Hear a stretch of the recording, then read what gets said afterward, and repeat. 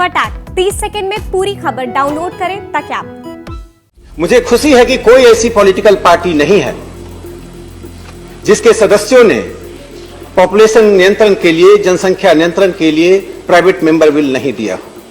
110 करोड़ जनसंख्या बढ़ चुकी है। जब जो जनसंख्या 1901 में थी तब तो हम अनडिवाइडेड इंडिया थे, तुम्हारे पास जमीन भी अधिक था, पानी भी अधिक था। यदि यह पद्धति 30 वर्षों तक चली रही तो हमारे संसाधन इतने कम हो जाएंगे, चाहे विकास की प्रक्रिया जितनी भी तेज हो, कि हम अपने लोगों को वह चीजें नहीं दे पाएंगे जो डिग्निफाइड लाइफ के लिए।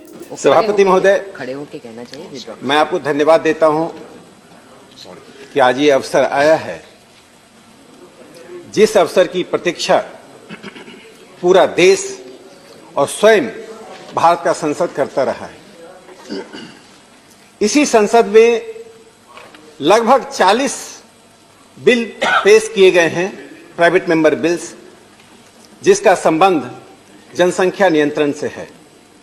मुझे खुशी है कि कोई ऐसी पॉलिटिकल पार्टी नहीं है जिसके सदस्यों ने पॉपुलेशन नियंत्रण के लिए, जनसंख्या नियंत्रण के लिए प्राइवेट मेंबर बिल नहीं दिया। यह दिखाता है कि देश के आम लोगों में और चुने हुए प्रतिनिधियों में इस विषय की संवेदनशीलता है।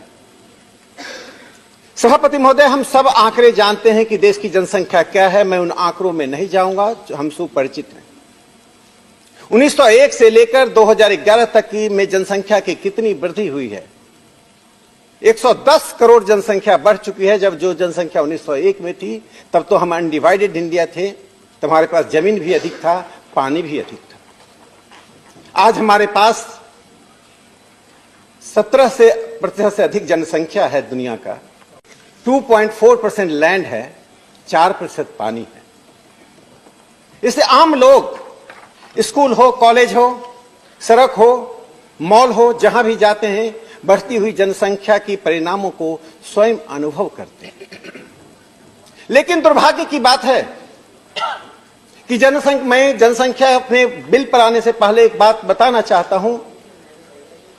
दुर्भाग्य की बात है कि इस पूरे विमर्श को जानबूझकर, सोच समझकर भटकाने की कोशिश होती रही है, जिससे उद्देश्य पूरा ना हो। मैं 3 एकेडमिशियन का नाम लूंगा, रोजर जेफरी और पैट्रिशिया जेफरी ने इकोनॉमिक एंड पॉलिटिकल वीकली में एक आर्टिकल लिखकर जनसंख्या नियंत्रण के जो कानून हैं, उसी तरह से मोहन राव, पीके दत्ता, ये सब बड़े एकेडमिशियंस हैं।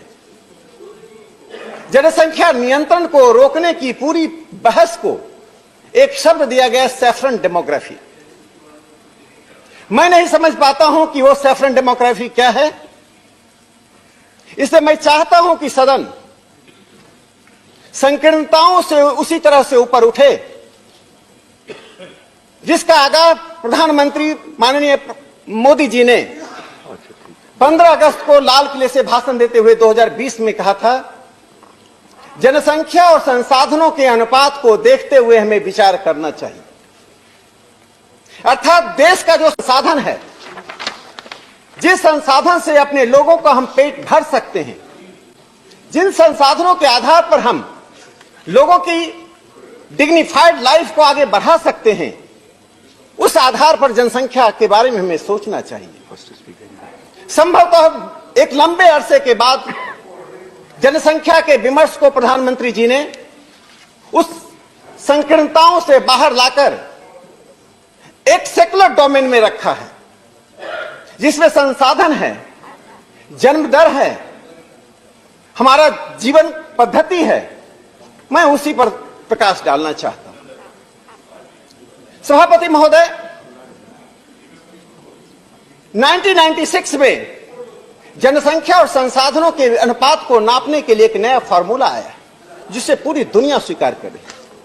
वह है ग्लोबल हेक्टेयर।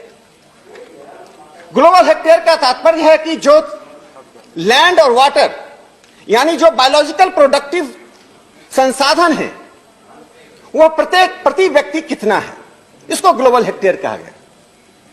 दूसरा शब्द है इकोलॉजिकल फुटप्रिंट, जिसका तात्पर्य होता है कि संसाधनों पर जिसका हम उपयोग करते हैं, जो हमारे जीवन पद्धति में, लाइफ स्टाइल में जिसकी हमें आवश्यकता होती है, वह कितना है। तो आज भारत के पास, भारत को जो उपभोग होता है वह प्रत्येक व्यक्ति 1.2 ग्लोबल हेक्टेयर है। एक तीसरा शब्द है बायो कैपेसिटी। जो संसाधन हमारे पास है वो कितना संसाधन उपभोग करने के बाद पुनः पैदा ले लेता है, यानी रीजनरेट होता है। रिसोर्सेज गेट रीजनरेटेड ऑटोमेटिकली, वो हमारे पास 0.43 है। यानी कि इकोलॉजिकल फुटप्रिंट जो हम उपभोग करते हैं, उपभोग जिन चीजों का करता है उनका जो पुनरुत्पादन हो जाता है, उसके बीच का गैप 187% है। यानी हम इकोलॉजिकल डेटर है। और यदि यह पद्धति 30 वर्षों तक चली रही तो हमारे संसाधन इतने कम हो जाएंगे, चाहे विकास की प्रक्रिया जितनी भी तेज हो, कि हम अपने लोगों को वह चीजें नहीं दे पाएंगे।